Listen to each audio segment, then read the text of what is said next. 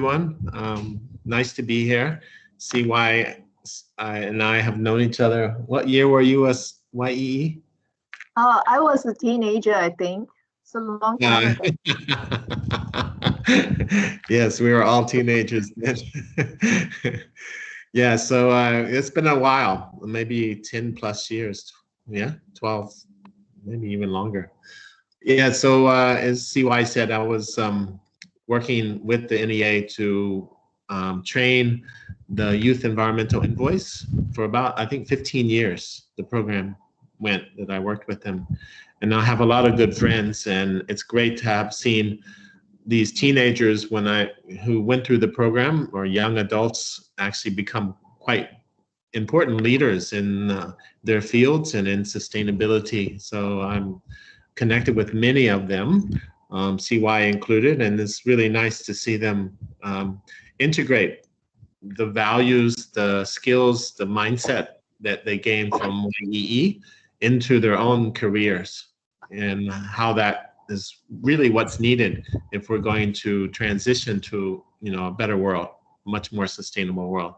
So as CY said, I'm here in Laos, but I'm mostly in Chiang Mai. My family's there, but because of COVID. But I work for a development project here on sustainable forest ecosystems and biodiversity right now.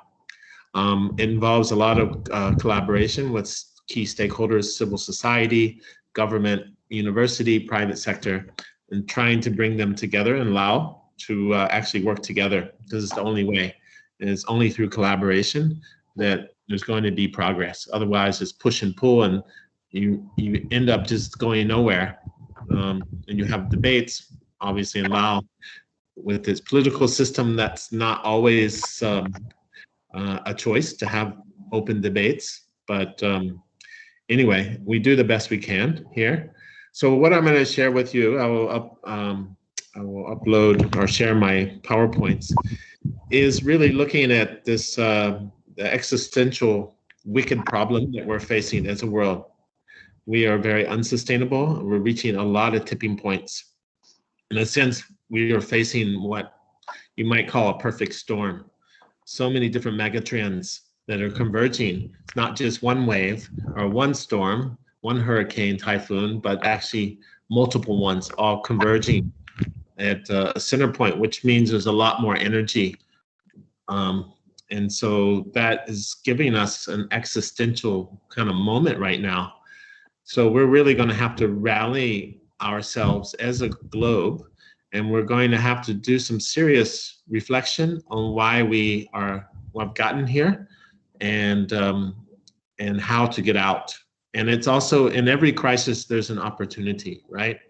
And I think that's the hope and the optimism, is that, there's going to be a lot of a redesign of the economy, of careers, of skills needed. So that's exciting, right? That, especially for you guys, as you study and start to plan your adult life and your career. I think you have to integrate sustainability. There's no doubt about it. That's a must, right? And it's not going away. So I hope this lecture gives you some new thoughts and new inspiration of how you can think about this in your own field of study and your own dreams and goals, personal goals going forward. Okay, so I will upload.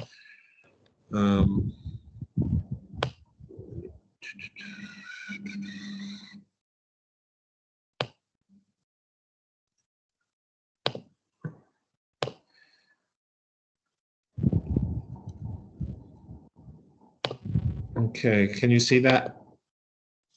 Yes.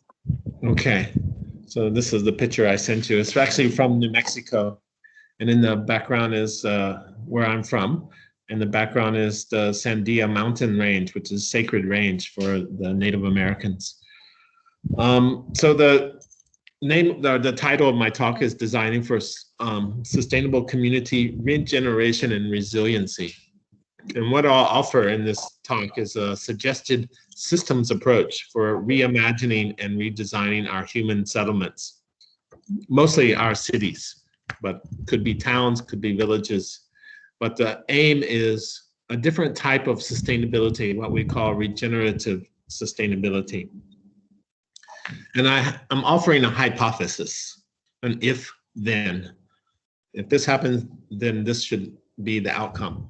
So my hypothesis is if we can transform our mental models, essentially how we think, how we see the world, and align our urban systems for regenerative sustainability, and I'll get into this word regenerative a bit more, humanity will flourish and thrive in the future on Gaia.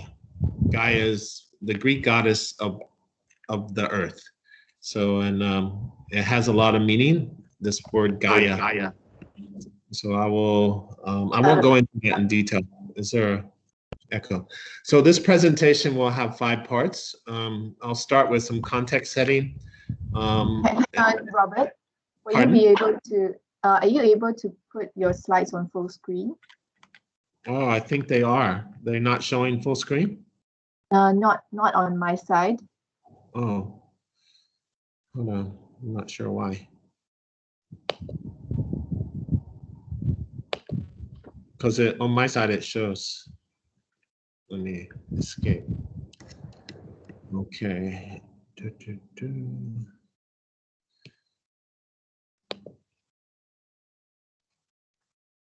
I'm not sure why that. Did you upload the slides or are you sharing your own screen? I'm showing my own screen. Okay, maybe you can upload the slides. Share the slides instead. Let me try again. It's still not. Yeah, it's the same thing. Oh. Yeah. Okay. Okay. Sorry about that. I didn't know it was going to end up like that. Okay. For uploading, how would I do that here? It's the same. You press on the share content. Yeah. But you choose browse my computer and you can click on the file. It's not giving me browse. No. Or browse. Let me see. It would be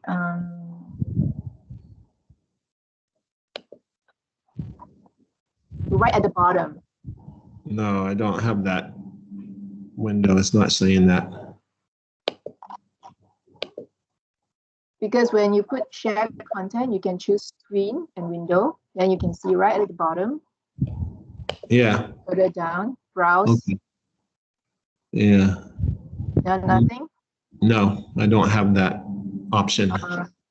Can you maybe share the, because when you sent me the link, you could not access it, so perhaps you can give me access. Oh, okay. Okay, hold on. Maybe I will go into the link.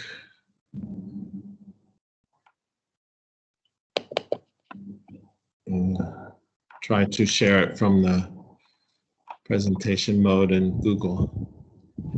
Sorry about this. Maybe from the presentation Google.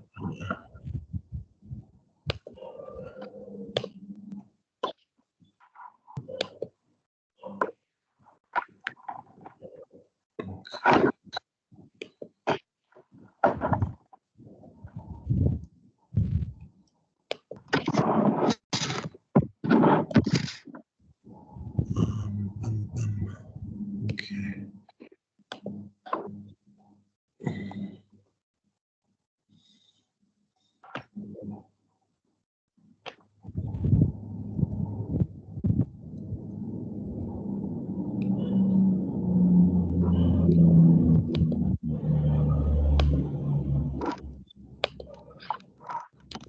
So in the meantime, students, if you have Okay. any questions, you can type out. Yeah, is that? Yes, okay, let's try that.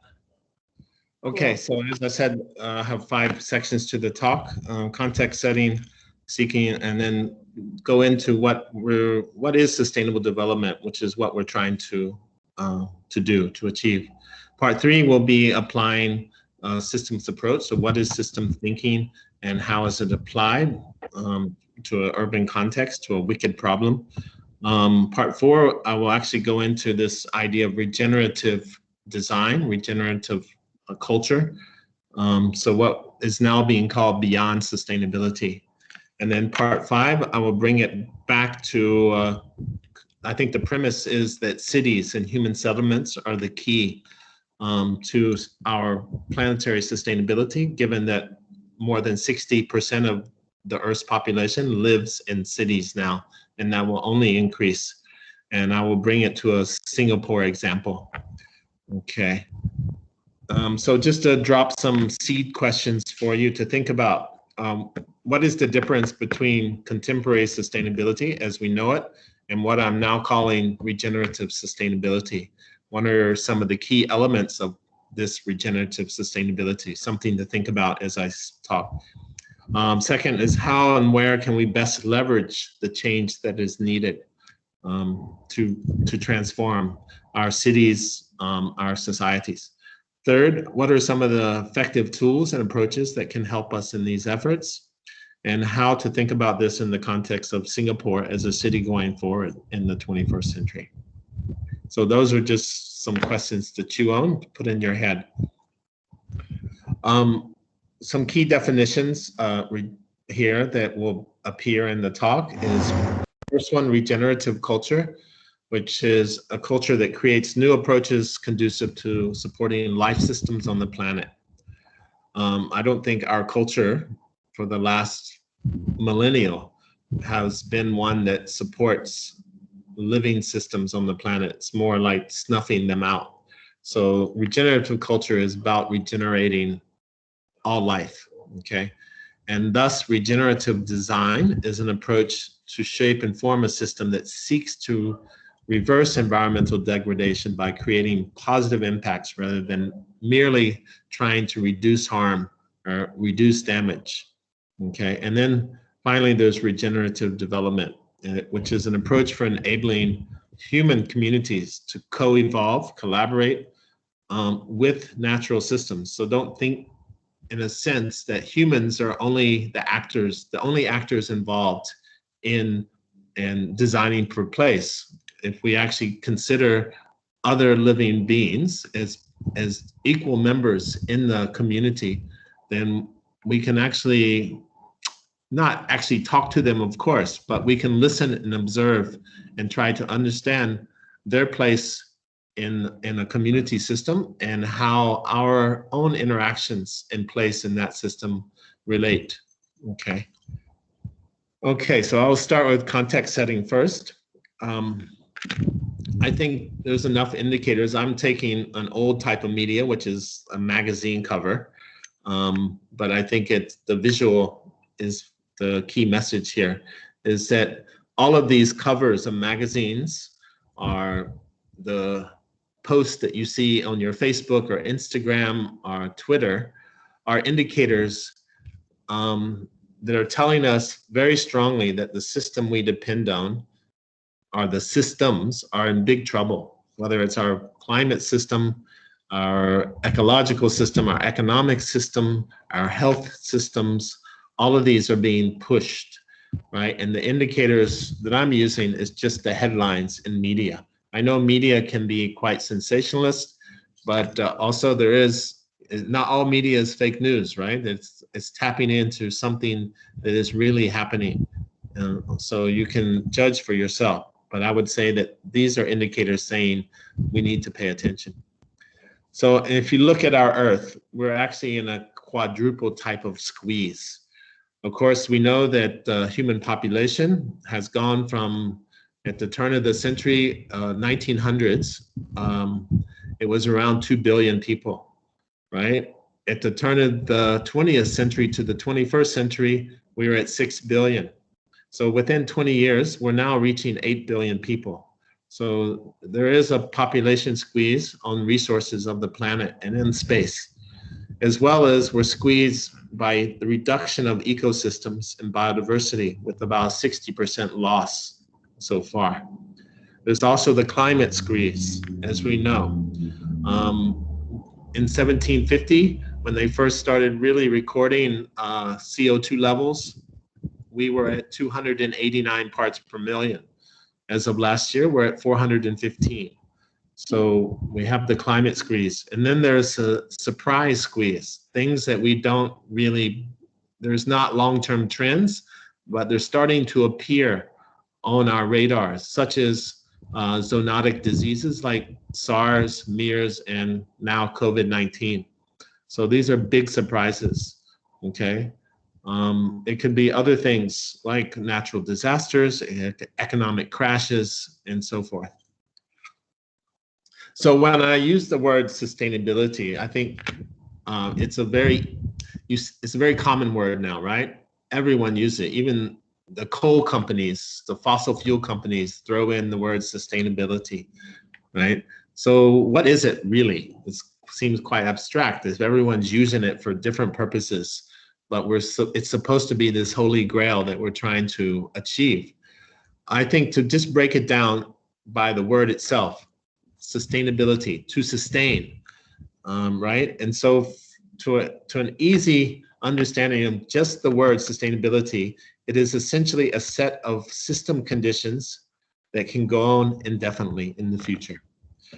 And so you kind of think yourself in this paradigm or this boundary that for, let's say, for humanity, we want to continue going forward. We want to be around as long as we can on planet Earth, and we want that life to be good, not to be like just awful suffering, right? We want everyone to have a good life, high quality of life, to enjoy, right? So how can we do that given the system conditions we live in, which is planetary, ecological, economic, social? So we have to understand what is too much and what is not enough, and be able to, with decision making, policy, laws, basic decisions and our actions, be able to maintain ourselves within this limit so that we can continue forward. So that essentially that's sustainability. Now, if I bring it to the earth, in a sense, there's another word I want you to understand, which is called resiliency. Okay, resiliency is the ability of an entity, a body, an organization to take an exterior shock to its system, but be able to absorb that and then rebound and be able to continue to do what it's doing, maybe even improve, okay? So if you look at when humanity flourished on our planet, because humans have been around about 2 million years, but it's only in the last 14,000 years that we actually settled down into towns and cities and villages and started agriculture and growing food and storing food and trading, having economies. For all before those 14,000 years, we were hunters and gatherers, right? And there were different species or subspecies of humanoids, right? So why were we able, Homo sapiens, to flourish during this period, which is called in geologic time the Holocene epoch? Well, it's because our climate stabilized to an optimal level for humanity to flourish, right? It became very stable. We could predict the weather patterns. We knew when to plant, when the rains were coming, and so forth, okay?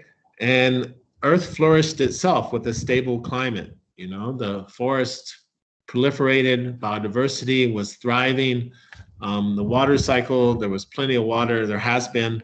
So all of this, in a sense, is an optimal system condition that Earth has been in for this period called the Holocene. So I put this in a graphic, looks like a trough, right?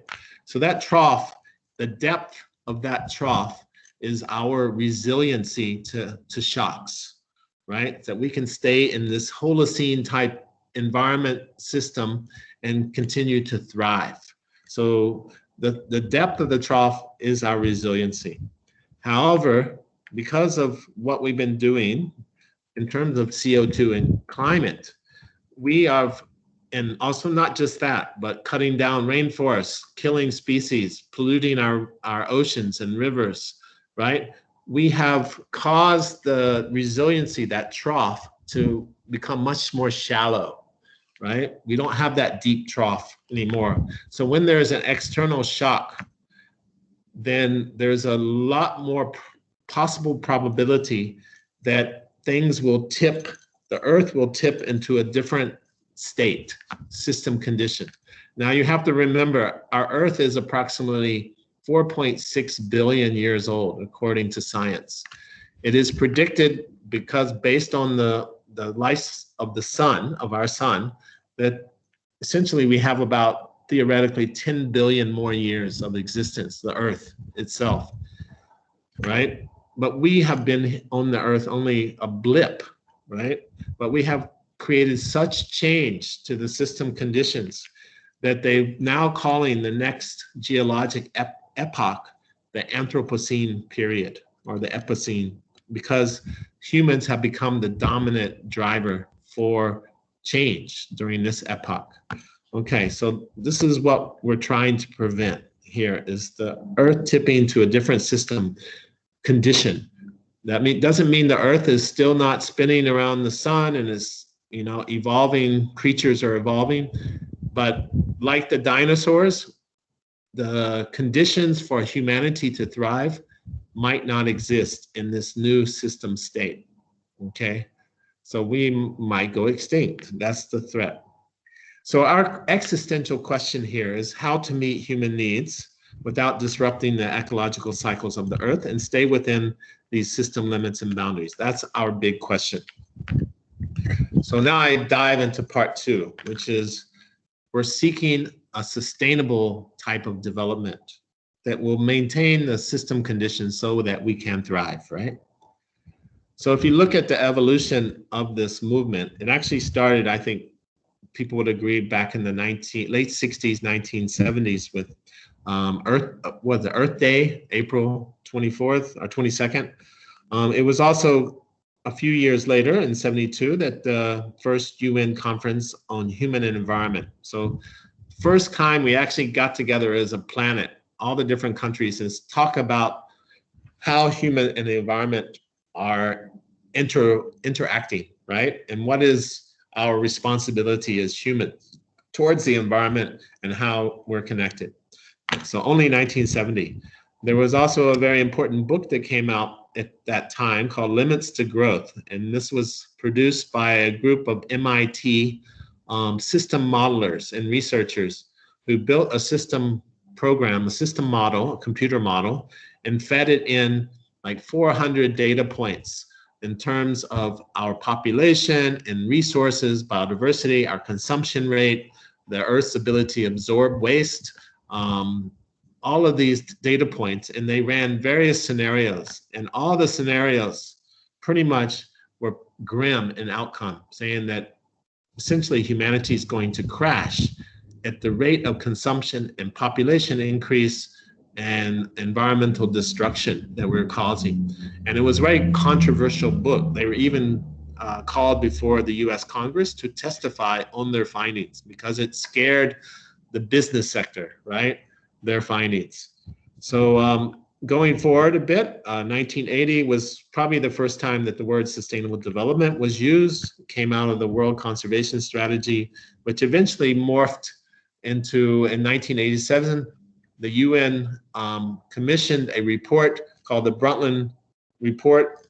It's entitled Our Common Future, which is the most popular definition of sustainable development that most people have heard, which is development that meets the needs of the present without compromising the ability of future generations to meet their needs, right? And so, of course, that came out of the Earth Summit in Rio, 1992, and we started to think we need goals, we need indicators to help us know where are we and where do we need to go, and can we measure our progress or measure our decline. So this was developed into the Millennium Development Goals in 2000 in the MDGs, but there were 8 goals.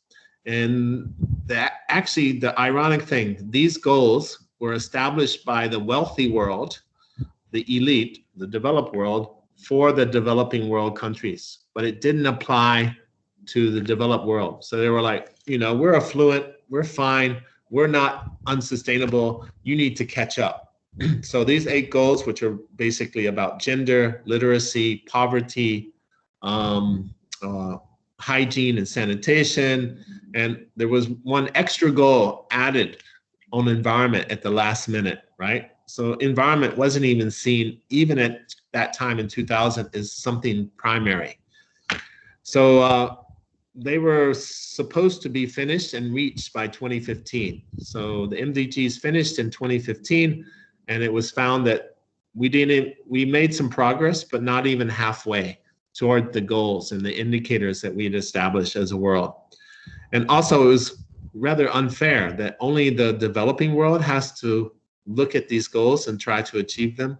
And so this brought a conversation back to Rio in 2012 to say, hey, we all live on one planet. We all have to strive and work towards sustainable development. So this is what came out of the Rio +20 conference, was the Sustainable Development Goals, which it's very inclusive, and the motto is leave no one behind. And there are now 17 goals, and they apply to every single country has to try to achieve these. They've agreed in the UN, they've signed on 193 countries that they will work together to achieve this, okay? So that's where we are now. We have these 17 goals. The target is 2030. There has been progress, but also there's been regression in some of the goals, especially with COVID. So we're seeking sustainability, sustainable development. I talked about, so you can see the 17 goals. Of course, the goals that they inherited from the MDGs, like poverty and hunger and health, but also now going into things like renewable energy, 7, good jobs and economic growth, innovation, reduce inequality, sustainable cities, responsible consumption, climate action, life below water, life on land, excuse me, peace and justice, and partnerships. So it's expanded quite a bit. So just to remind us, to achieve sustainable development, to have a sustainable society, there are some axioms that we should keep at the forefront of our thinking and our decisions as we strive to seek sustainable development. The first one is, a sustainable society is one that must understand its own system and the systems in which it's embedded.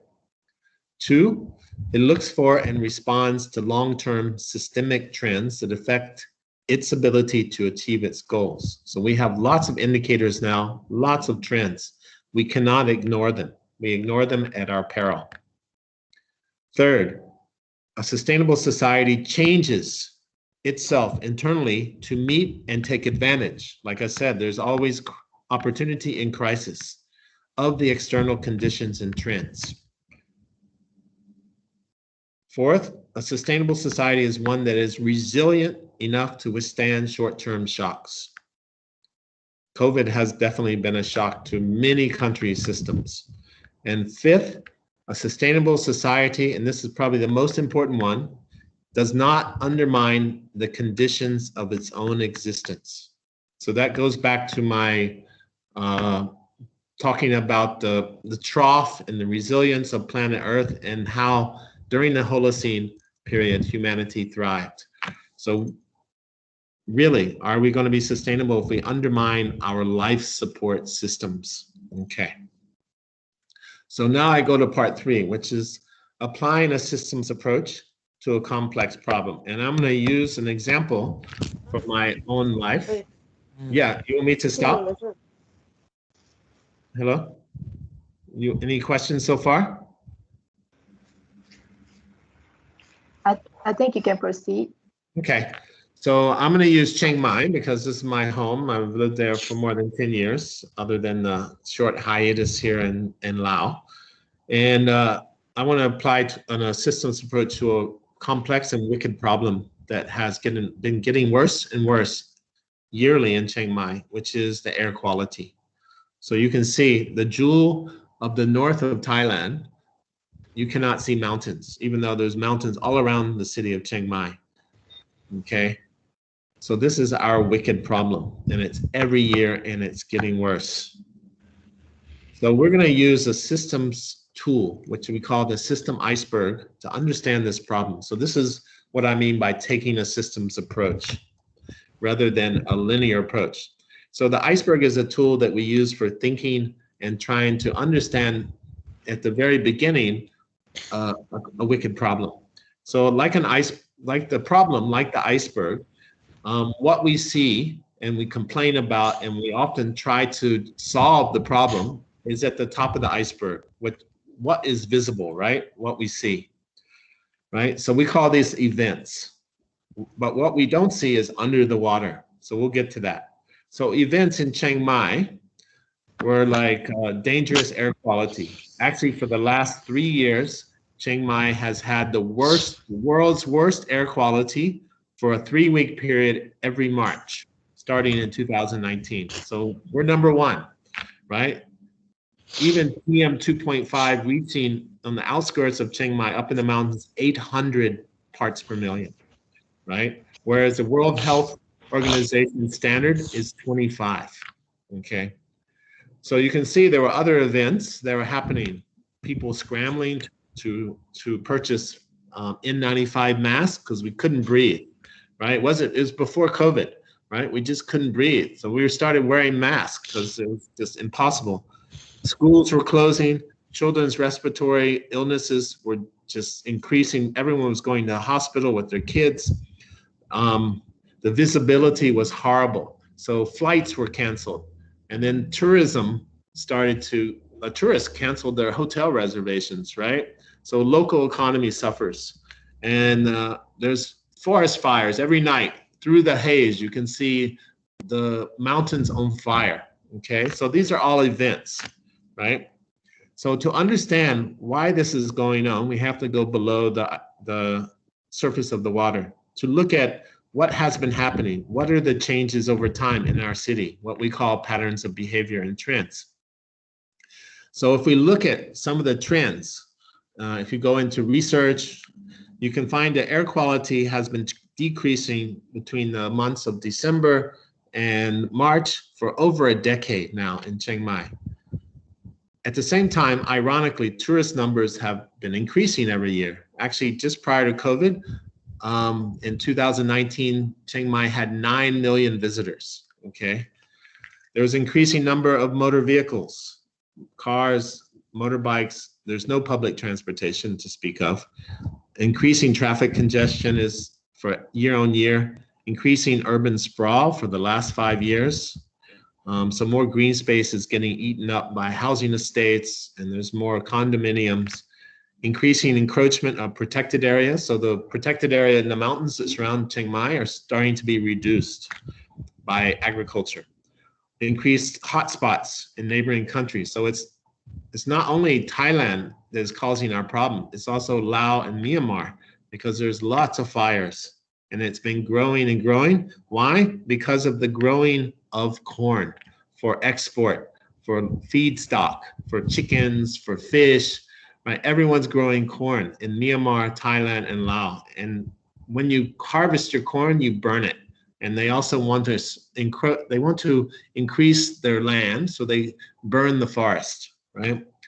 So we've also seen a decreasing precipitation rate over the last 10 years and increasing respiratory illness. So what is causing these trends? We have to look deeper at the system structure. What explains what we're seeing? So the system structure is how things are arranged. And this is where humans really come into play, because we build systems, right? We design them.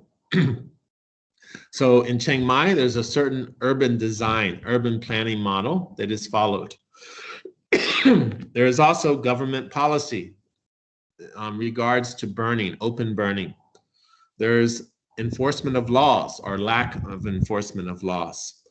Centralized government rule is tantamount to local rule. So we don't really have decentralized autonomy so much.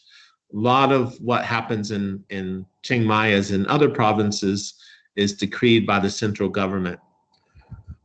Transportation, mobility systems in Chiang Mai, as I said, everything is car-based, motorcycle-based, roads. There's very little public transport. There's also systems like the ASEAN Transboundary Haze Agreement. There's education systems, capacity awareness, and then information and monitoring systems. So these are all different systems that are designed, which the way they're designed now are producing this outcome that we're seeing.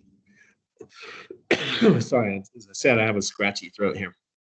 So the final way is we have to look deeper into human worldviews and mental models, especially of the society and the leaders.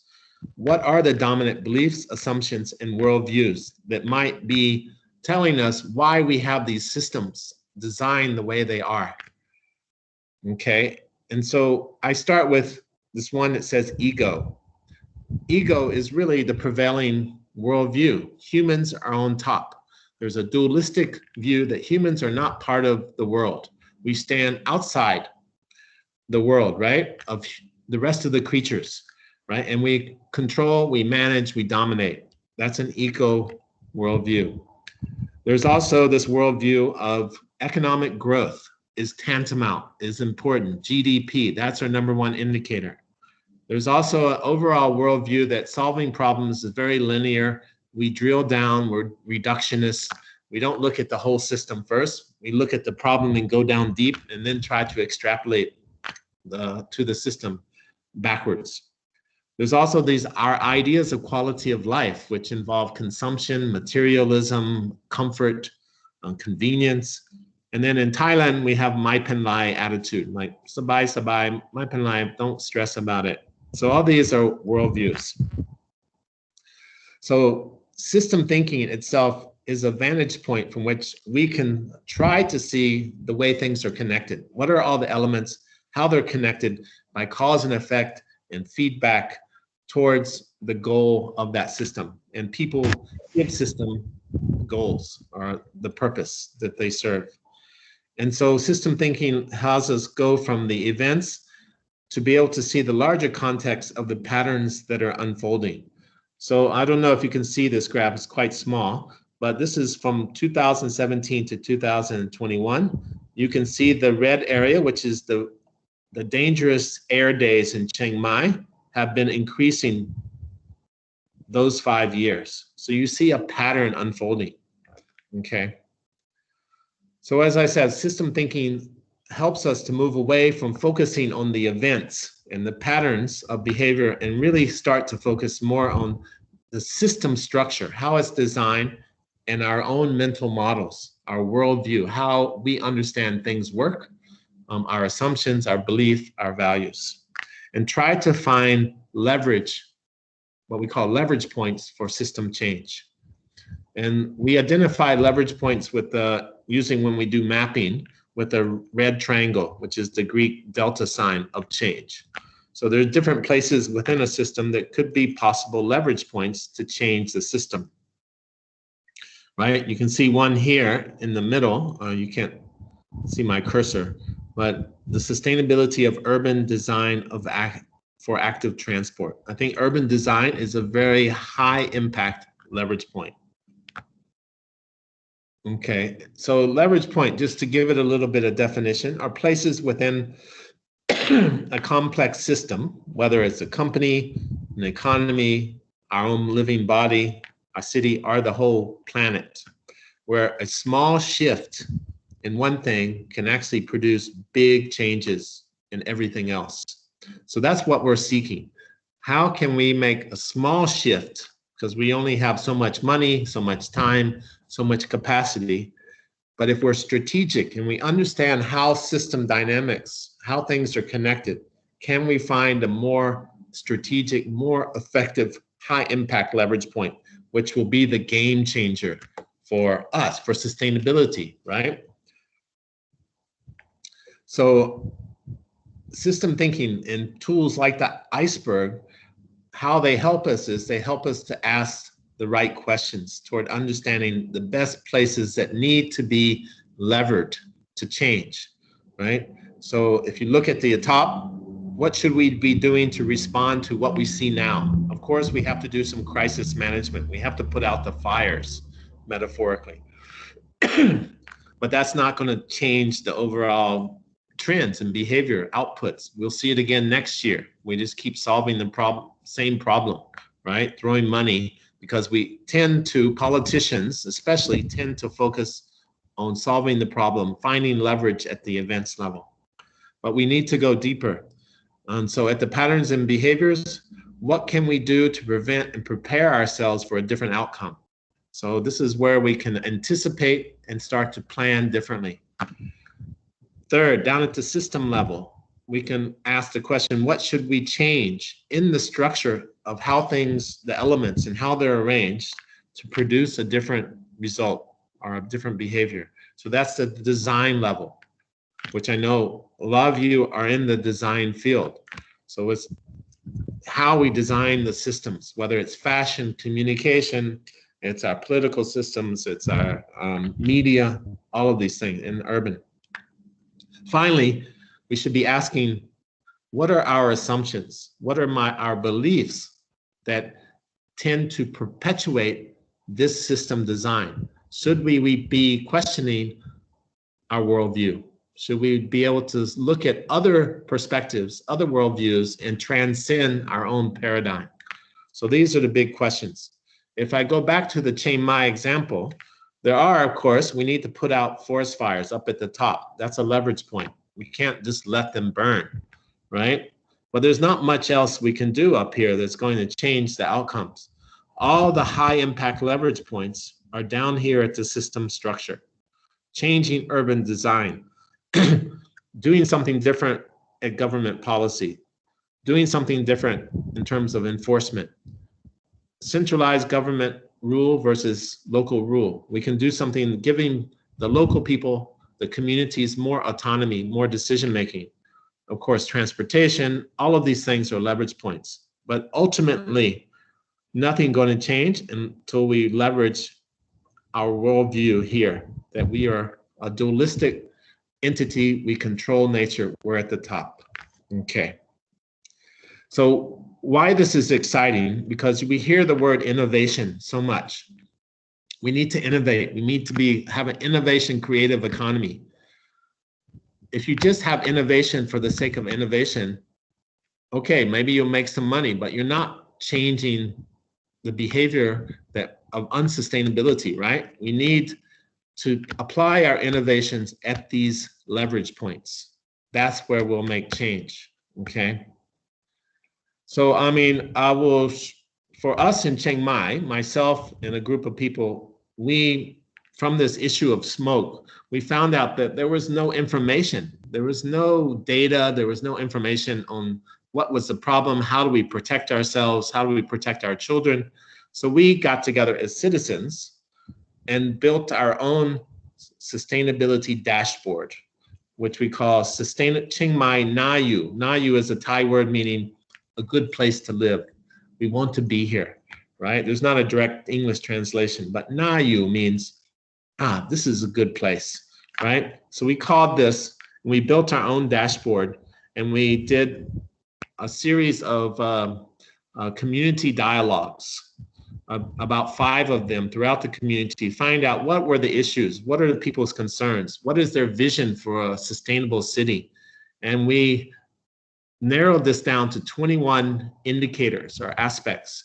And we built this dashboard. I'm not sure if I can launch it here. Yeah. So it's not done. We're still working because we're financing it ourselves. But this is a collaborative effort of foreigners who love Chiang Mai and Thai citizens working together with no funding. We're all volunteers. We're putting in our own money at this point in time to build a dashboard to allow people to understand what are the patterns and trends for Chiang Mai going forward, with the hope that we can connect people who come to our website to the groups who are working on these issues and inspire real change, right? So if we go down to the dashboard, we have 4, we use the compass So we have 4 areas: nature, economy, society, and well-being. So that's how we define sustainability in Chiang Mai. And so if you go to our dashboard, like nature, we have 6 aspects, and urban tree cover, forest fire, urban green space, air quality, urban biodiversity. If you click on those, it will give information. Like I said, we're still working. We don't have the indicators and trends yet, and we don't have the list of groups who are working on this, but this is the gist. And so what we hope is within this year, by the end of this year, we have this, all the indicators, the data, people can go and see what is happening in Chiang Mai. So from the social side, we have social heritage preservation, social capital, sustainability education, social cultural diversity, and public safety and security. So as I said, you will be able to click on this and see what is the current situation over time for Chiang Mai in this particular aspect. And the same with well-being and economy. Economy, I won't go into detail, but we're focusing on organic food values, sustainable transportation, waste management, sustainable business practices, and renewable energy. And then finally, for well-being, we're looking at physical, mental health, food safety, poverty and spatial inequality, and quality of life. So yeah, so that's what we're doing in terms of collaborative design using system thinking approach. Okay.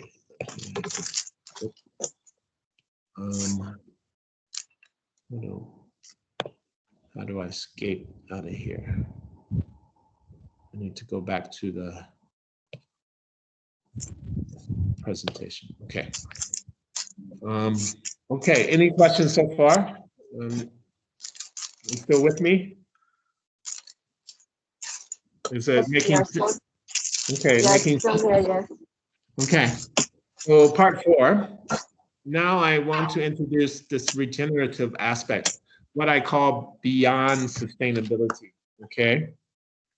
Because as I said, sustainability, in a sense, is just maintaining. Imagine that you've graduated from Temasak Polytechnic.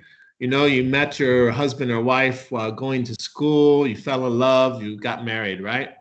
So let's go 10 years into the future, and you're walking down Orchard Road on the sidewalk, and you see one of your friends from Temasak Polytechnic, and they, we haven't met in so long.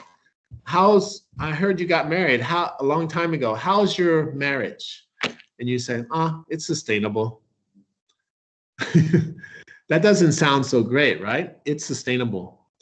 Doesn't give me an indication that it's flourishing, it's thriving, it's refreshing, it's regenerating, because we all know that relationships, if we don't regenerate them,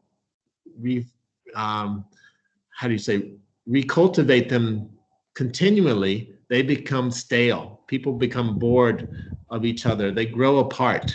So relationships, like sustainability, need to be regenerative. So this is really what regenerative sustainability is about. It's moving beyond this idea of sustainability, of maintaining the conditions that allow us just to continue, but actually trying to regenerate those things that make us flourish. So a way to look at this graphically or visually is that humanity requires 2 aspects. We require resiliency, as I've already talked about, the ability to take a shock, to absorb disturbance and reorganize while still undergoing change, so as to retain our essential function, structure, identity, and feedbacks, but be able to actually be stronger. The other aspect of that, or the other side of this infinity diagram of sustainability, is regeneration. We need to continually regenerate nature, our communities, our education, our ideas, right? The nutrient cycling. All of these things require constant regeneration. This graph, because I was talking about the SDGs, this is the way that the leading thought leaders in this field right now see the SDGs and this idea of sustainability. It's a continuum. So where we have been is on the left side, something called degenerate development. As I said, we have this mindset that economic growth is the ultimate, and we design our cities, we design our economies and our political systems to basically achieve GDP, right? A high GDP. But that is basically based on an infinite source of resources, right? We exploit humans to grow, right? We externalize the damage. And yes, we have economic growth, but we have also, and we get wealthy, or at least some people get wealthy, but we're destroying the life support system of our planet, which is why it's called degenerative development. So if we move to at the bottom, it's conventional, green, and sustainable is in the middle. So nowadays people see sustainable as just balancing the harm versus trying to maintain and be able to continue forward, right? Like the harm to ecological system, let's reduce them, let's minimize them to the most. But there's not this idea of regenerating these systems or restoring nature. Look at Singapore itself. It keeps growing, and it keeps eating into its remaining forest, its remaining ecosystems, right? And I know there's lots of debate, but overall, economic growth always wins, right? Always. So we have to think about why is the SDGs, they are the bridge, but they're also the problem, especially SDG 8, because SDG 8, which is about decent work, but it's also about economic growth. And so SDG 8 is perpetuating this narrative. So even within the SDGs themselves, we have a problem. So this is why the thought leaders are pushing us toward regenerative development, which is based on restoration and regeneration. One aspect of this is circularity, or circular economy, closing the loops on all the energy waste streams, right? So that everything is recycled, reused, and regenerating. But of course, I mean, there is no perfect. There is residual leakage of energy waste, of heat, but also some things go to the landfill. But continually, we have to try to close the loops.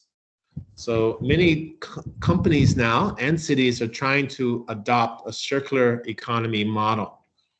I think Singapore is probably there as well. There's also, we can look at the circularity of our economy, social, cultural, biologic, health, political, and food systems in this diagram, and how they interconnect in an overall system. But the key thing is we need to go away from the linear mindset that we have, is that we take from the ground or from nature, we make something, we manufacture products, and then we use them, and then we throw them away. So take, make, waste, right? This is really what regenerative is about, is closing the loops. Now, there is a very unique tool that has recently been developed back in 2012 by an economist by the name of Kate Raworth from the UK. And she has designed what is called the degrowth.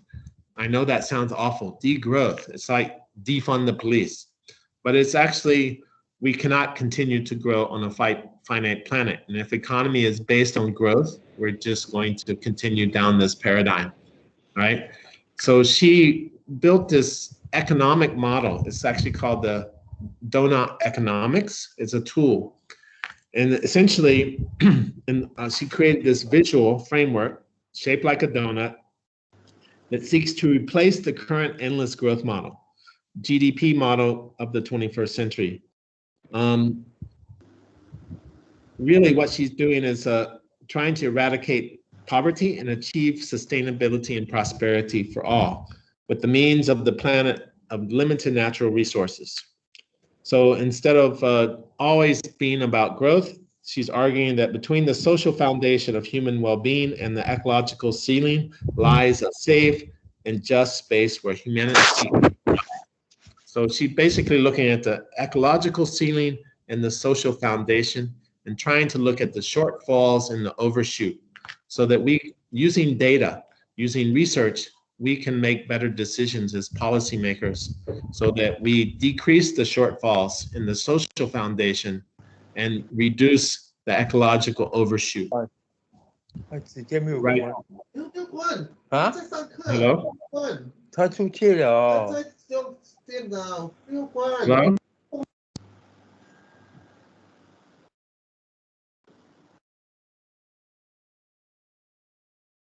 I think you can proceed.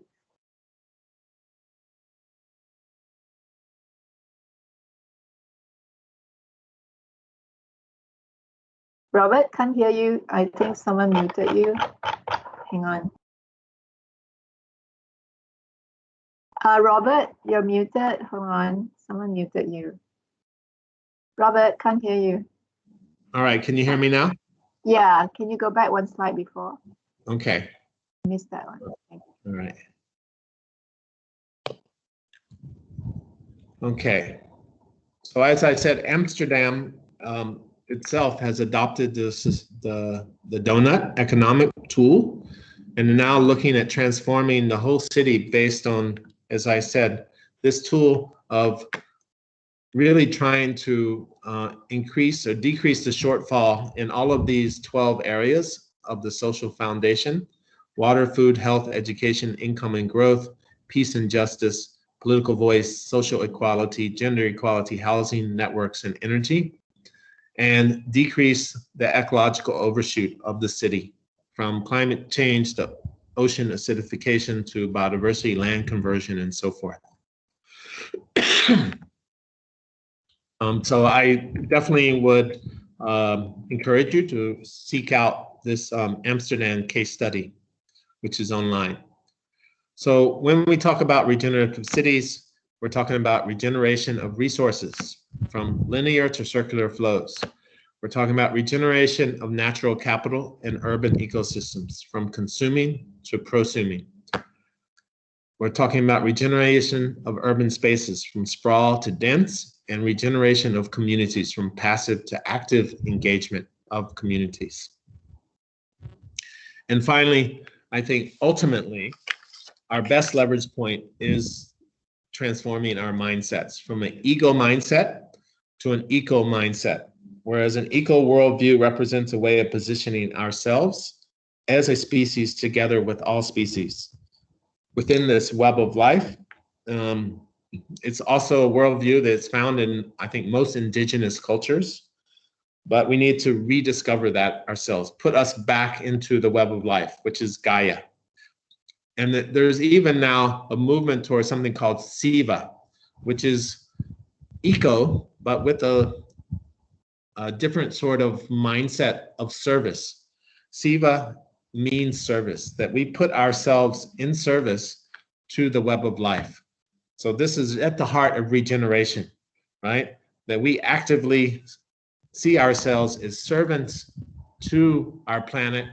We have a role to play in the things we do. We can still make money. We can still be rich. I'm not saying anything against that, but we have to understand that the growth model is destroying the planet. So how can we reposition ourselves sort of like a social enterprise, right? Social enterprise are new types of business entities that do good while making a profit.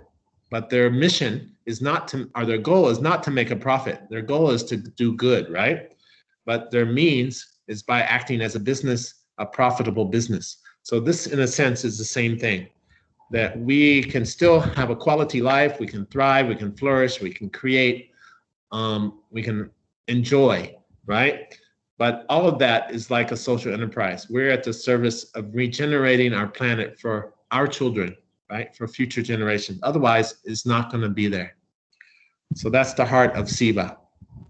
So the last part, this is my last piece, is that cities and human settlements are, I think, the high impact leverage point as well for planetary sustainability crisis that we're facing. Because as I said, most of the people of the planet, over 65% now of the 8 billion people, live in cities.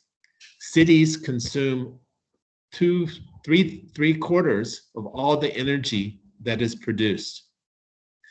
Cities are responsible for 80% of climate emissions, of carbon emissions, right?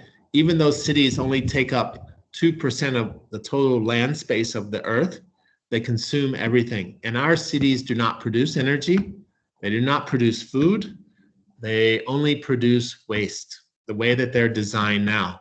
So if we can really redesign our cities and how we understand cities, our mental model of a city to a regenerative city, then I think we have a real chance. And that's exciting. I think it produces new opportunities for business, for lifestyle, right? So this is why the SDGs have put a lot of emphasis on SDG 11, making cities and human settlements inclusive, safe, resilient, and sustainable.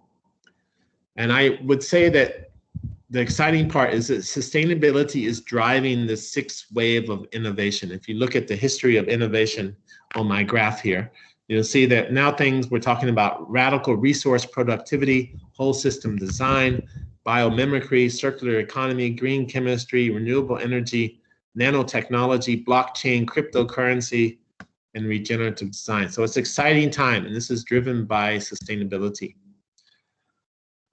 There's a lot of good news. You can see a lot of innovations toward this end already happening. The donut, circular economy, EV cars, urban farms, vertical farms and skyscrapers, copying nature to build things like trains, right? So many things going on. We also see that people now, especially young people, but not just young people, older people like myself, are changing our lifestyle, making lifestyle choices that are more aligned with health, well-being, and sustainability. Whether it's reducing our meat consumption or going full-on vegan, to seeing the shift toward organic, pesticides-free food, health and meditation and yoga, incorporating those into our lives, environmental education within our schools, and so forth. So there's many. I'm not going to go through this given the time, but there are many definitions of what we call sustainable urbanism. You can hear things called sustainable city, low carbon city, the smart city, which is really integrating of technology, more focused on telecommunications and transport, and toward to manage that. I think Singapore is one of these smart cities. Knowledge city, that integrates the physical and institutional combined, especially focusing on like knowledge hub. I think Singapore has knowledge hub, biopolis, other types of hubs. So I think also art, the art city. But I think Singapore can consider itself the eco city as well, trying to balance nature, the built environment, with the principles and means to stay within the means of environmental harmony. But I'm not sure Singapore is really the resilient or regenerative city yet. And this is what I want to end the talk on. So there has been a rise of eco-cities around the world. I won't go into this given the time we have. Basically, you can see some of the key elements here of eco-city. From compact mixed-use urban form, the natural environment permeates the city spaces. I know Singapore's pride in being called the garden city, or the city within the garden. Transit, walking, cycling infrastructure is there. Environmental technologies are used, like new water and energy technologies produce renewable energy. City centers are human centers with access other than automobile. I know the MRT can take you anywhere. And last time I was in Singapore, there was more like segways and scooters. I don't know what the situation is now. High quality public spaces, legible, permeable, robust infrastructure. Innovation is in creativity are promoted, and have visionary planning that's done through debate and decide. So engaging the community in a collaborative, empowered approach. So, but I still ask, is Singapore really a resilient, regenerative city? Because if you measure ecological footprint, Singapore is ranked number 7 in the world, right? In terms of hectares, global hectares per person, per capita, each Singapore person uses 6.48 global hectares. Now, you look at Bangladesh, each Bangladeshi 0.41. Costa Rica, 2.84. France is below Singapore. Okay, even Hong Kong, only the US, Canada a bit higher, Kuwait. Why is this fair? And how is it done? Because Singapore has no biocapacity, right? It's not growing food. It doesn't have high biodiversity, right? So how can it have such a high footprint? Because of trade. It actually takes other countries' biocapacity to consume in Singapore. So if you look at global, even though Singapore might be considered this shining example of sustainable city, in the bigger picture, it is not. Okay, it is not. It's part of the problem. So we really need to rethink. So Singapore is trying. In 2015, you guys launched the Sustainable Blueprint of Singapore, right? With the aspirations for housing the growing population, mitigating carbon footprint, and securing access to things like water, energy, food, and raw materials. There was, at the time of development of the blueprint, a lot of consultation, as I understand. You can see that there were 440 envisioning exercises from the ground up, 100 conversations. In terms of government-led consultations, you had 550 focus groups, 2,000 respondents to face-to-face surveys, and 2,900 respondents to an online quiz. So all of this data went in, I guess, to the design of this blueprint. And the 3 areas that Singapore is focused on for 2030 is in a livable, enduring home, a vibrant and sustainable city, so the society, the built environment, and an active and gracious community. And also the livable home is about the environment as well. So you can see the key areas. For the home area is eco-smart, enduring towns, and car light Singapore. At the city level, towards a vibrant, sustainable city, it's zero waste nation, that's the goal, and a leading green economy. So promoting sustainable business, okay, circular economy. And finally, an active and gracious community. So I won't go in, I have these in the slides, and I see why we'll have access to all these slides. I'm happy to share with you. So you'll be able to go through this yourself. You can see some of the data, some of the targets that Singapore is trying to achieve in each of these areas. Car light Singapore, you can see that in terms of increasing walkability, cycle-friendly, greener vehicles, and also the cultural change, car-free zones and districts. In terms of zero waste nation, reducing consumption at the source, not just reducing litter, but also not just recycling, but actually buying less, creating less packaging at the source, right? Okay, and making the infrastructure convenient and accessible so that people can recycle and sort their waste and recycle the right way so that you can decrease what's going into the waste stream. Okay, in terms of promoting green buildings, green mark program, green jobs, all of these things. Also using city structure to develop like urban gardens, rooftop gardens, vertical farms, but also focusing on the community itself and how we treat each other, right? Efforts to enliven community spaces, create more spaces for that enhance community values, creating more community in bloom gardens, litter-free bright spots, trying to get the community also to become more service-minded stewards of their environment. So this is moving toward the SIVA type of mindset, I would hope. And also from the business side, trying to encourage businesses to be more sensitive to their own impact. Yeah, the blueprint is that. It is the blueprint, is the pathway to a better future for Singapore. But I do have a quick video. It's only a minute long here. I hope it can play. Can you see it? Okay. This is to promote the blueprint.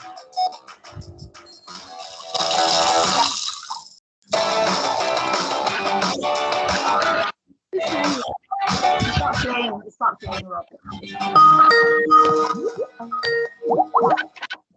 Robert, it's not playing. It's not looping properly.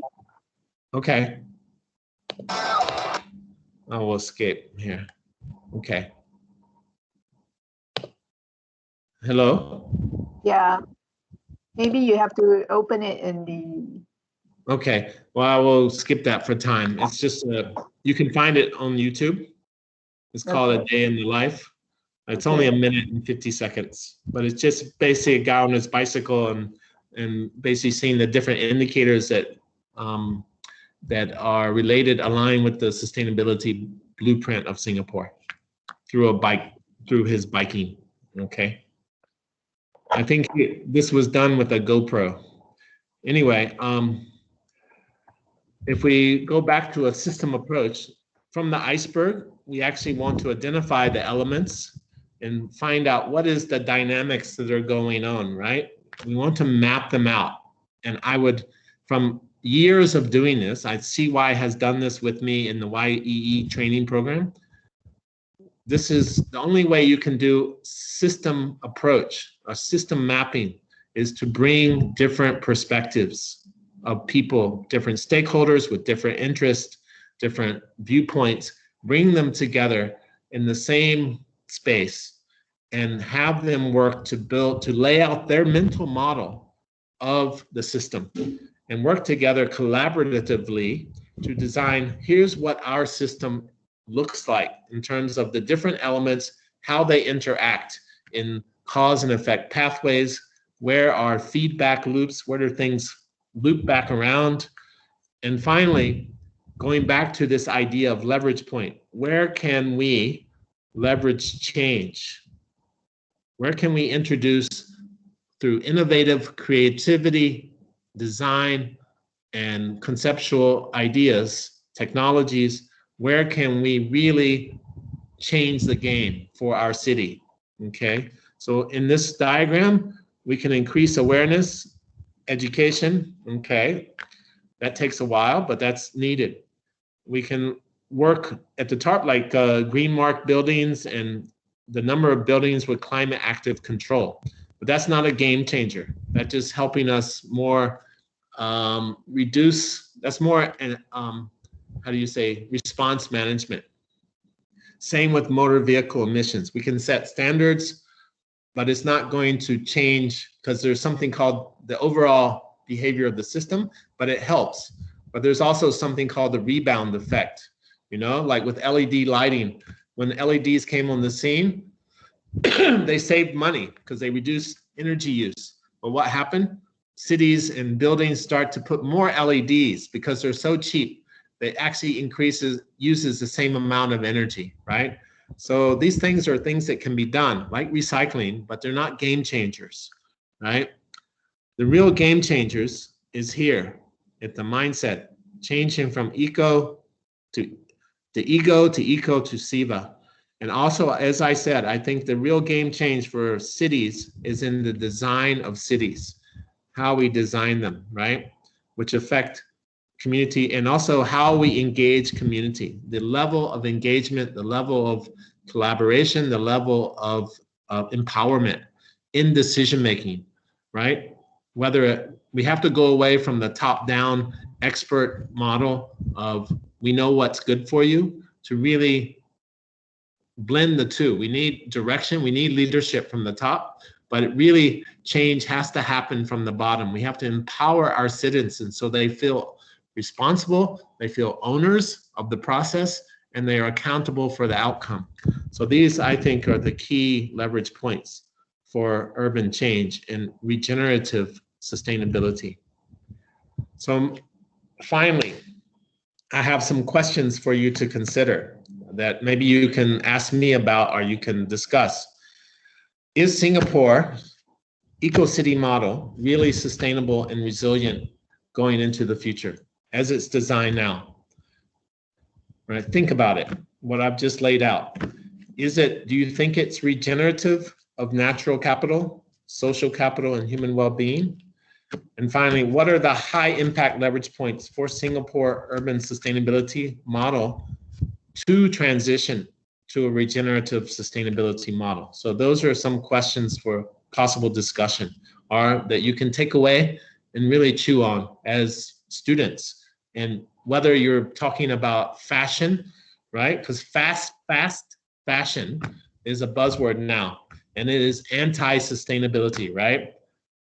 With the e-commerce world, with the globalization, and just-in-time fast fashion is actually creating more problems on waste and pollution. So there's fashion, which is a huge industry, is a major problem right now, but also can be a major solution, right? And how fashion is done, the materials sourcing, and how it actually closes the loop of clothes. Okay, so I would also like to encourage you, because I'm on the board of the Society for Organizational Learning in Singapore, and it is a nonprofit. It doesn't have many young people, so that's why I'm encouraging young people to seek out. It's mostly at the business level, but it is it's an organization that is actively promoting and applying system thinking in Singapore. Okay, and the other place I would encourage you to visit their website is the Center for Livable Cities, Singapore. They have loads of reports on every aspect, similar to what we're trying to do in Chiang Mai as citizens, but this is a government or a government nonprofit entity. Really producing great reports on all aspects of livable city in Singapore. So it's really a great resource. And I thank you for your attention, and I would encourage you to contact me. I can link you up with these two groups as well. So I will end there and open it up, turn it back over to CY. Stop sharing. Okay.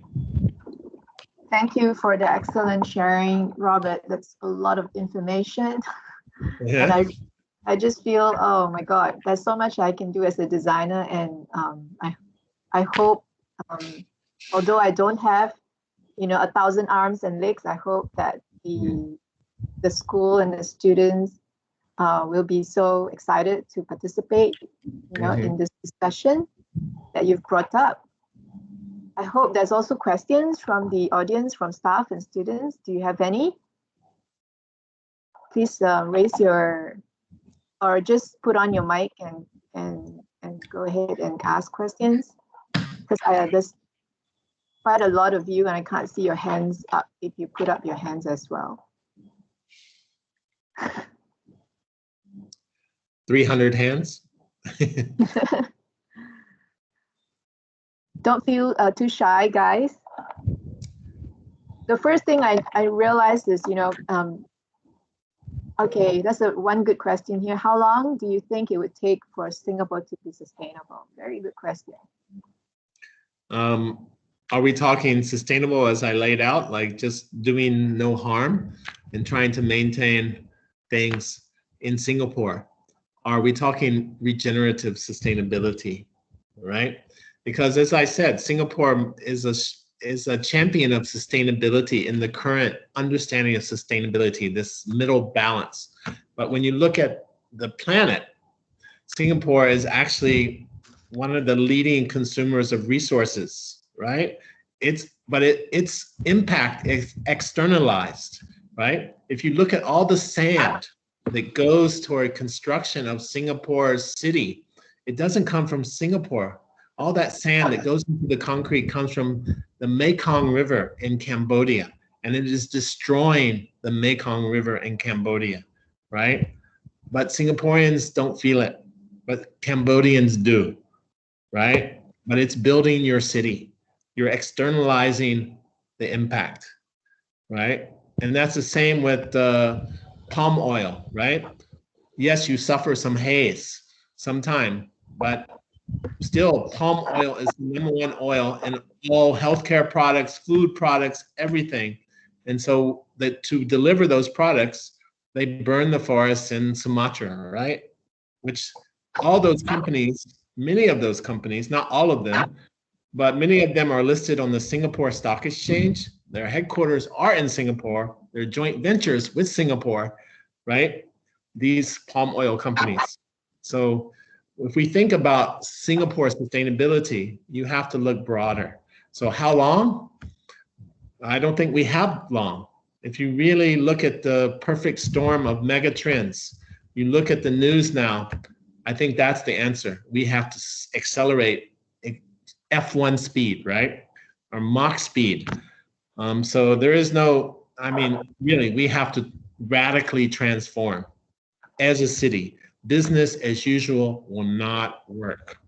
And no one is an island. Singapore is an island, but it will be affected, like COVID affected Singapore, by these external trends and crises. So how much time we have? I don't think much. But I don't want to paint a doom and gloom picture, because actually I do want to emphasize this is an exciting moment for your generation. There are so many opportunities, new ones that were never on the radar for business, for art, for creativity, for collaborative partnerships, globally as well as locally. So it's exciting. Yes, it's a challenge, but I think it's also going to be a time of flourishing intellectualism, creativity, and all of this. And we need to change the mindset of the decision makers, of the leaders, right? We need the millennial Gen Z mindset to take over, who've basically been born into this crisis. The boomers and the Gen X, basically, they were born into abundance, right? But they're the decision makers. So we need this radical transformation. I don't know if that's a good answer to your question about how, but I think it's exciting. I'm optimistic. That's why I focus a lot on youth, because I believe in the young generation to make this change. Yeah, you have energy, you have creativity, enthusiasm, you have skills that are needed. It's exciting. So does it sound like within 5 decades? Yeah, we have to. We could improve. Yeah, well, we're gonna have to radically improve. We got to step up our game. Step up the game. Seriously. Because Sun Yu, who asked the question, she's currently 16. So if it's 5 decades, she'll be 70, I think. Yeah, 80. You need to get so involved now, girl. You need to start. You need to be a leader in your campus, in your field of study. You need to step up. Everyone needs to step up. But that also is great, you know. Really, 5 decades. I'm not. If we don't step up now, you're not going to see that, I'm afraid. Yeah. So practically, in 20 years, there will be disasters happening already. So there will be more disasters coming. So, guys, you can do it. Yeah. Come up with great ideas. Crisis is opportunity. Seriously, opportunity to be successful, to be wealthy, to be happy, to make new friends. Yeah, it's definitely, you got to look at it that way. All right, I hope that answers your question. So we have other questions coming in. Kristen asked, as students, we can do our part at times. It's small though. So pushing for people higher in power, who is always thinking about, or at times thinking about profit over change, is hard. So what do you think we can do about that? What can we do to try to influence this profit over change model? Is combine both. As students, but she's asking as students. Yeah, I think students, especially with the digital platform, the digital world now, I see in Thailand and in Laos here, many young people starting their own online businesses, right? So be a model of the change, right? If you can prove yourself that we can create a new business model that is more like a social enterprise, we can do good, right? We can have some of our, but we can make a profit. In order to do good, we have to make a profit. And some of that profit definitely goes to the good, and some of it comes to us in our, of course, our salaries, our shareholders, but our mission changes. The mission isn't to make profit, the mission is to do good, to make change. So through that profit model, and I think as young people, you can start to right now enter the economy. Why not? Have new business ideas, small business idea, work with friends, but don't be afraid to fail, right? I think most enterprises and startups, for every successful one, there's 10 failures. But don't take it like, oh, I'm rejected, I failed. No, get back up, learn from what didn't work and do it again, right? Believe in yourself and other people will believe in you, right? So combining the two, start now as young people, small ideas, collaborate, try them out. Don't be afraid to enter the real economy with an idea, even at a small scale, and try to be the model of the change with profit.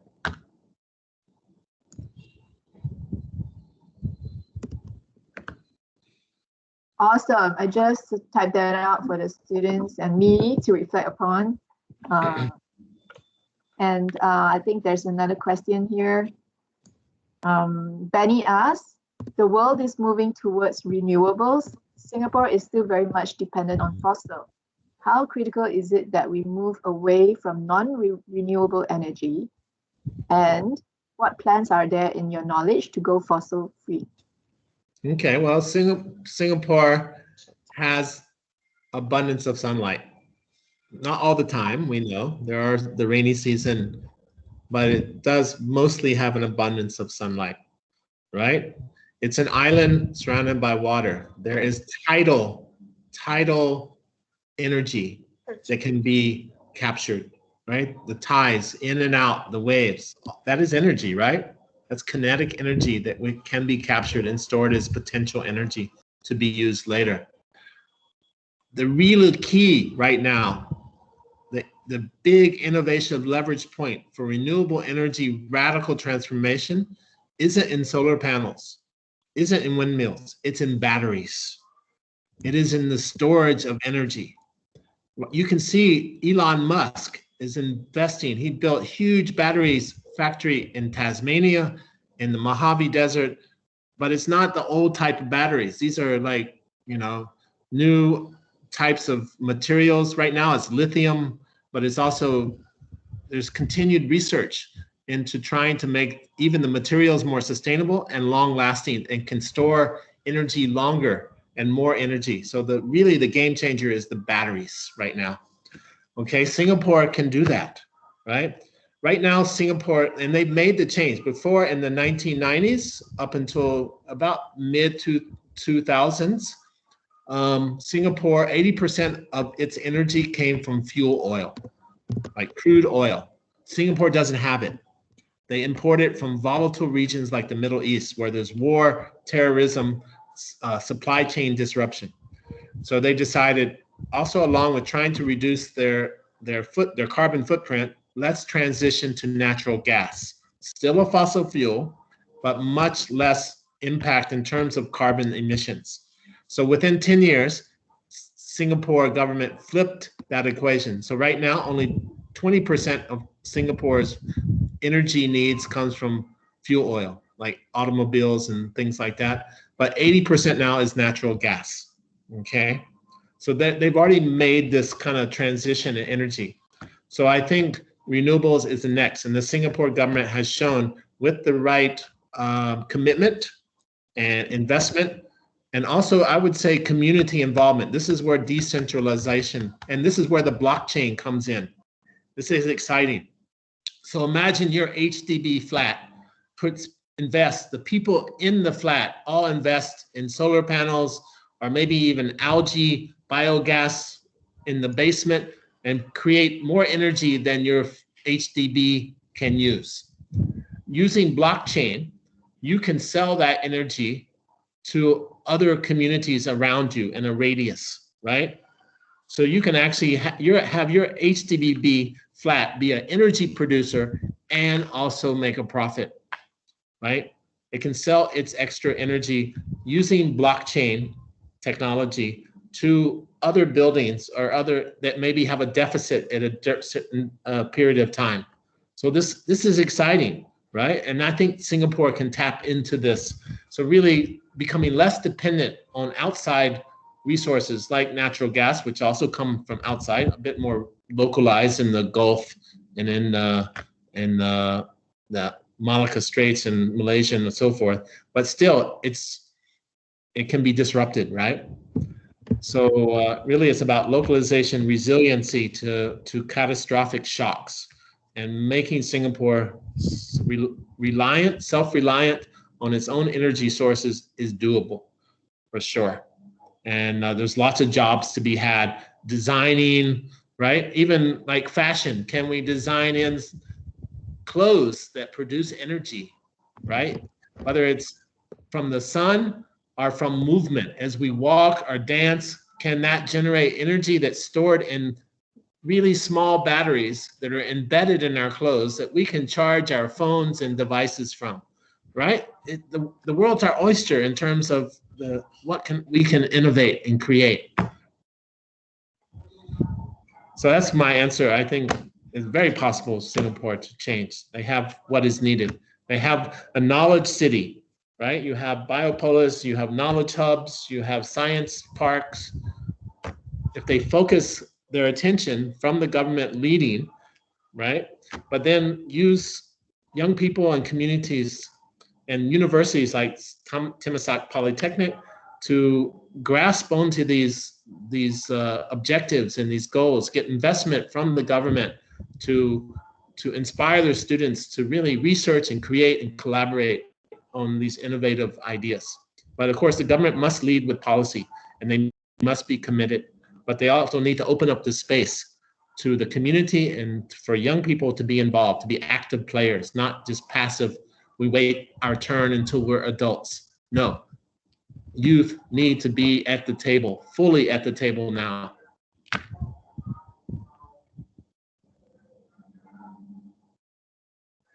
Great, very positive, and which is perfect because it leads us to the next questions about opportunities. So Marta is asking, from a perspective of an academic institution, do you know of any opportunities to get involved in initiatives to rethink and change urban systems in the context of Southeast Asia?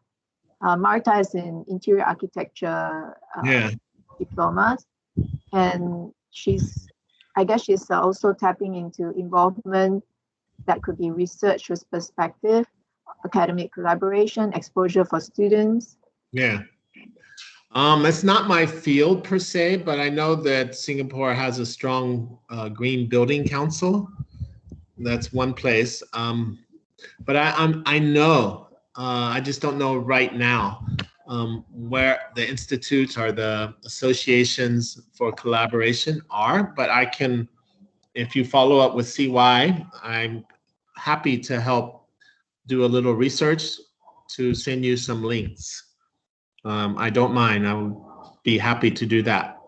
So if you can follow, elaborate a little bit on this? Hello, I'm Marta. Yeah, Marta, yeah, there are lots of groups. I mean, Indonesia and ASEAN and Asia itself, there's a lot around architecture and sustainable building space. I just, not my field, so I don't have them, I can't just reel them off right now. But yeah, Thank you. But there are there. And I think universities are definitely collaborating across countries within these associations. So I think if Thammasat Polytechnic isn't already a member or actively involved in these these regional collaborations around architecture and green architecture, they should be. So I can maybe help CY and yourself do a little research that maybe will could be promoted to the Singapore, to the Timisoaq regents or board. I don't know how your governance is, to think about it in terms of the faculty of design, yeah, or architecture. Same with fashion as well. Yeah. Thank you. Also from the perspective of urban development and strategic development, we also have people with knowledge and research on that. Sometimes it's just very difficult to marry the two parts, you know. There's people and students, this is relevant for staff, but it's also relevant for students to get involved and aware. But sometimes it's difficult to find the right projects and how to collaborate and how to bring students in, or who's the staff that could collaborate in certain projects. So for us, it would be great if you could give us some directions, not only in terms of architecture, but also in terms of urban design and urban planning, as well as all the other diplomas that we represent. How can we help? You see, we have thousands and hundreds of nice young minds full of initiative and a pool of staff with a lot of knowledge in the fields of sustainability and urban systems as well. And it would be nice to be involved, but sometimes it's really difficult just to find opportunities to get involved. So thank you so much. Thank you so much. Yeah, I will definitely do that. I will be in touch and communication with CY. I don't know how you call her. Are you Professor CY or Ajahn? We are all professors and we are all in the same boat. So CY will be a great reference to share with us the information. Yeah, it's also up my alley. I'm really passionate about urban design, systems design. So I'll follow up and also learn more with Robert and share. Thank you. Yeah, well, definitely. I will do the research. I know some people for sure. I just haven't tapped into them for this question, but I will. Yeah. Awesome.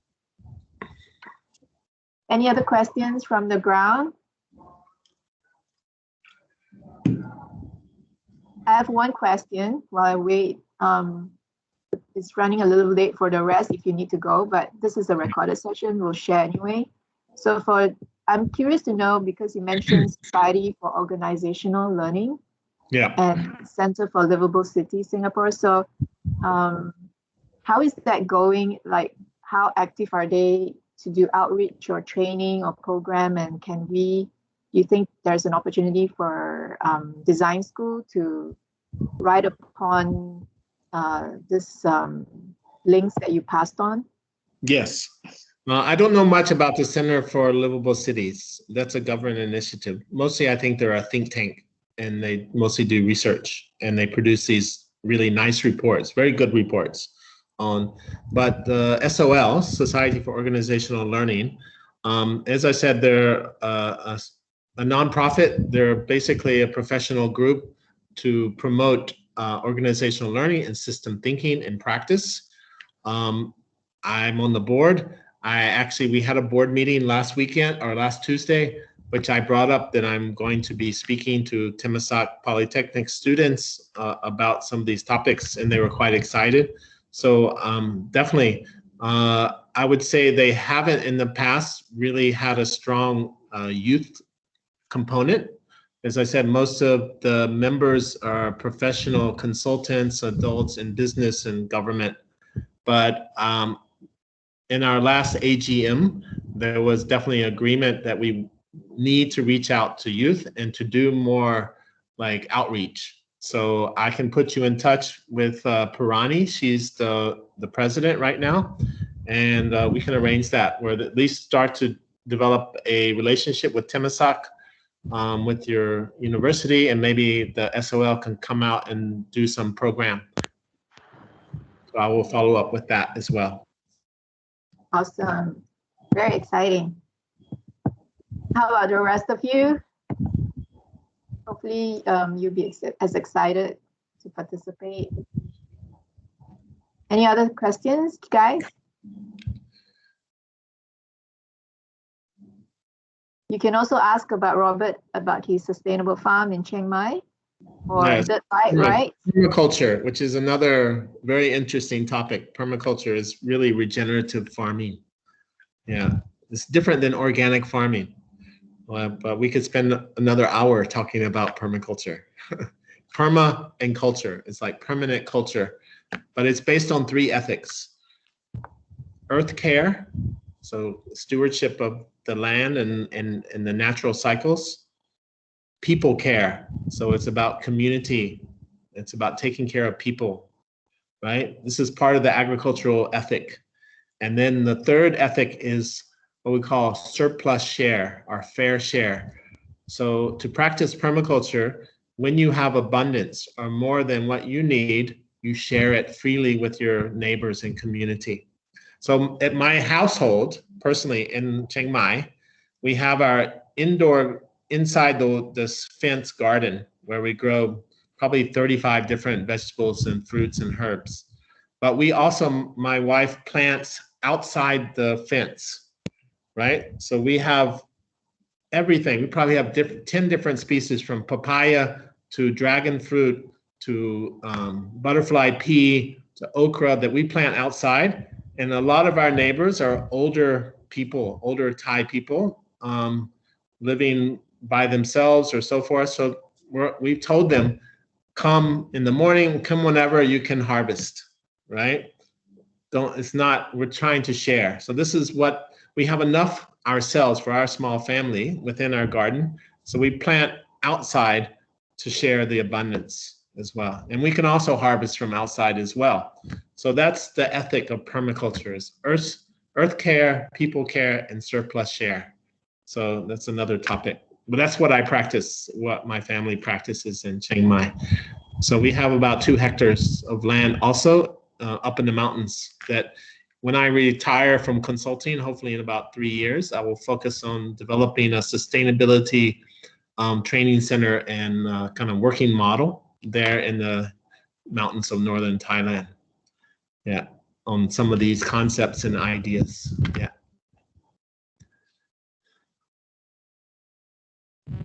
Well, that's living my dream style too. I was wondering, permaculture, can that exist for rooftop? Mm-hmm. But that could be another topic another time. And right now there's a big youth movement in Thailand right now for urban permaculture. Even in Chiang Mai, we now have 3 community farms in the city. Even you talk about making profit. So there's this one guy, he's bought several pieces of land in the city. He's developed a permaculture community garden. Basically, you have a subscription as a individual or a family.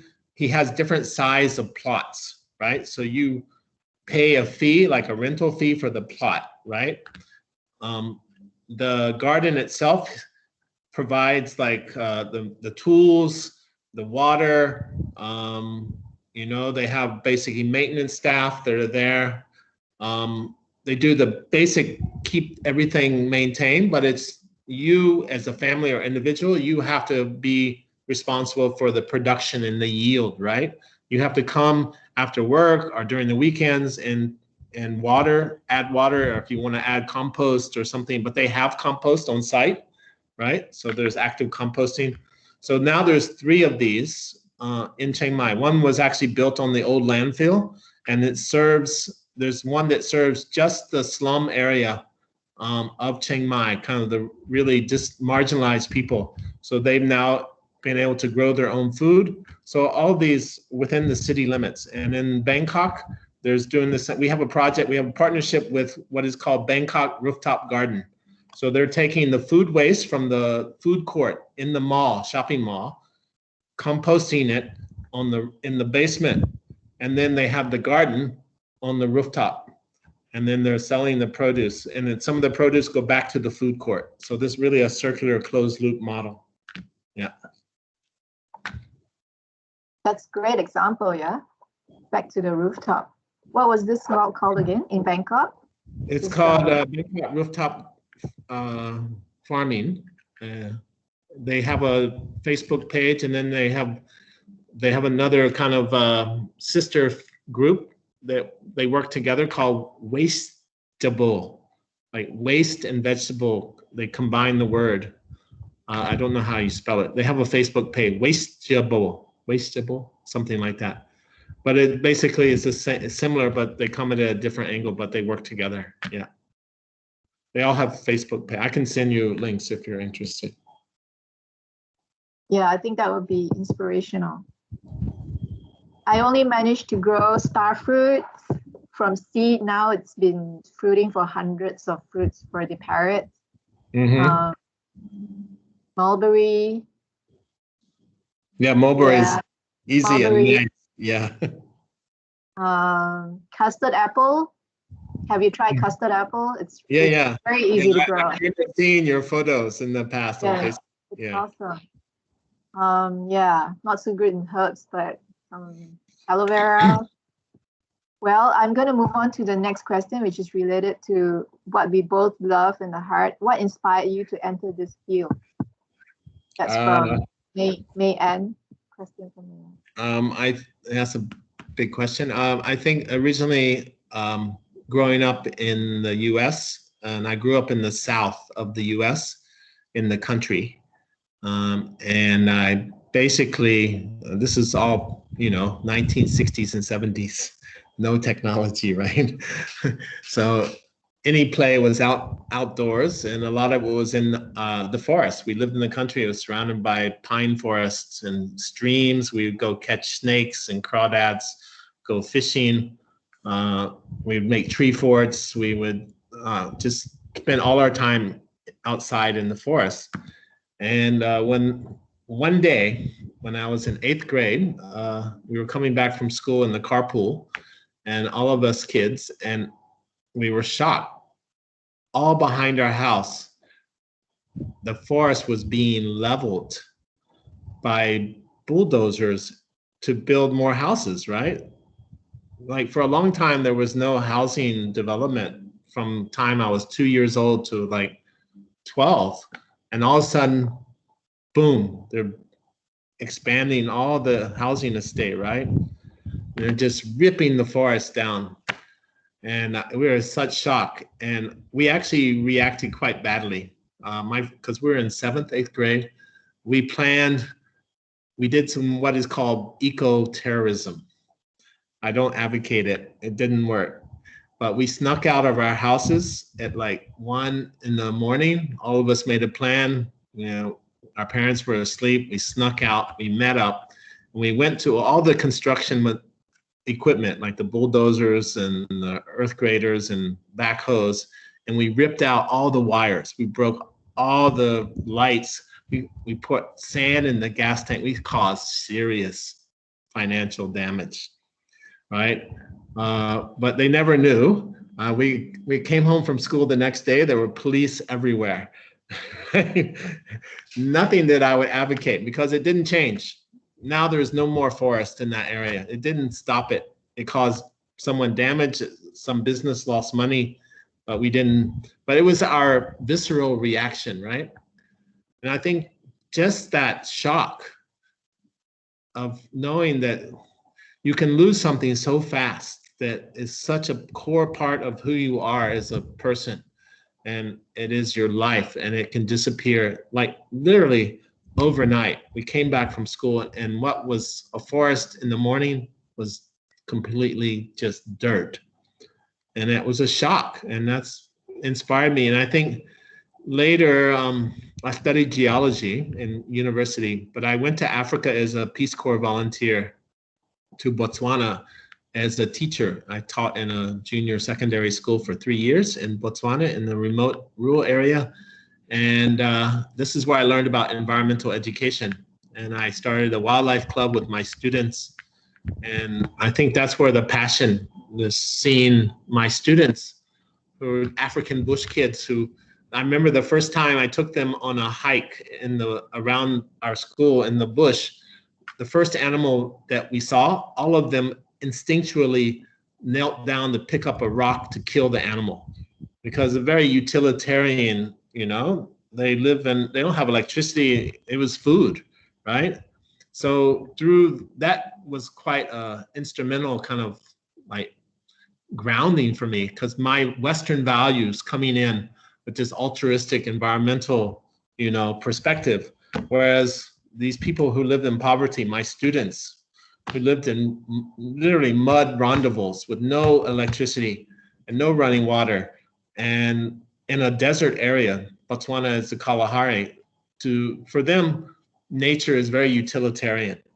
So, but that helped me to understand how to approach it better, right? Not to come as a total altruistic, green tree hugger, you have to do this because, just because it's the right thing to do. You have to also understand the utilitarian aspect. So I think the challenge in this experience in Africa really inspired me to take this seriously as a career. Yeah. Great question, because I remember when I go to Australia and I see, how the people surf a lot. So they actually take care a lot about the coastal area because of the love, and they have so close relationship with nature when they grow up. Yeah, so this is important for cities like Singapore, and especially now with the digital world, and it's so easy just to stay indoors, right? And I think it's really difficult for people to viscerally care about the environment when they don't have much personal experience and connection to the environment. So I'm not saying anti-technology at all, but there has to be some management of space and time. Again, a blending of technology, but to be able to do something that's interesting using technology, using social media, but in a natural space. So this is up to the teachers, to educators, to parents, to really try to be creative and create these opportunities, these activities that can allow children and young adults to have experiences, positive experiences in the natural world, but also not be like, this is punishment, right? I can't use technology. Try to blend the two, whether it's art using, online and technical art tools, right? Or photography or film, video making, or whatever it might be, blogging. Yeah. So I think that's really key right now, because that's crucial that the young people still have an emotional connection, something that really tap into who they are from the natural world. Otherwise, you don't care about it, right? You can't. If you don't have that experience, you can't care. Yeah, exactly. I feel very blessed as well to grow up in Malaysia, where I was always visiting waterfalls, hikes. So hopefully the students, at least we could do is for this weekend and for the many weekends left during the COVID lockdown, have some personal experience with nature, take a walk to the canals, at least the park. Yeah. Right? I think about this idea of biomimicry. It's where we copy nature's design into usable products and services that help us to be sustainable, right? At least, so you can think about that as a challenge on a nature walk. Look at patterns and detail. Look at design, how nature designs, and think about how can you transfer that design from nature into something like fashion or whatever, urban design, right? Yeah, at least we could also start planting something in our house. That's the least. Yeah. So many positive things we can do step by step. Okay, well, I have to run now. I think I have to go back to the office as well. Yeah. Thank you so much, Robert, for your time. And students, any questions? Yeah, please, I will follow up between the students, staff, and you. So thank you so much, everyone, for coming. We are so happy to have your attendance until 12. It's awesome. So please feed yourself good lunches, and we'll see you soon again. Okay. Thank you. Take care, Robert. Yeah, you too, CY. Bye, everyone. Bye-bye. Bye-bye. Yeah. I sent you the link. If you send me where you need access, I will grant you access, and then you can download the PowerPoints. Yeah. Okay. Okay. Bye.